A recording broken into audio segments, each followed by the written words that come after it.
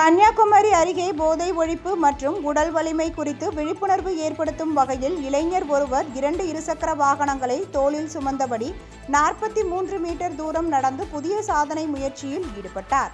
உலக அளவில் பிரபலமான போட்டிகளில் ஸ்ட்ராங்மேன் போட்டிகள் மிக பிரசித்தி பெற்றதாகும்.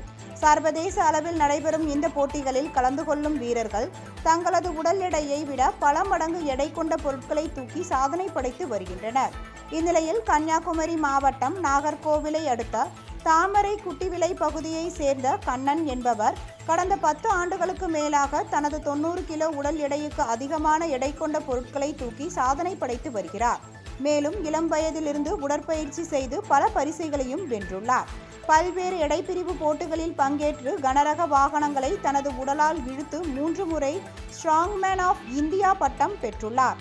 இந்நிலையில் தனது அடுத்த சாதனையாக போதை ஒழிப்பு மற்றும் உடல் வலிமை குறித்து விழிப்புணர்வு ஏற்படுத்தும் வகையில் லைலா கல்லூரி மாணவ மாணவிகள் முன்னிலையில் 2 இருசக்கர வாகனங்களை தோளில் சுமந்தபடி 43 மீட்டர் தூரம் நடந்து புதிய உலக சாதனை நிகழ்த்தினார்.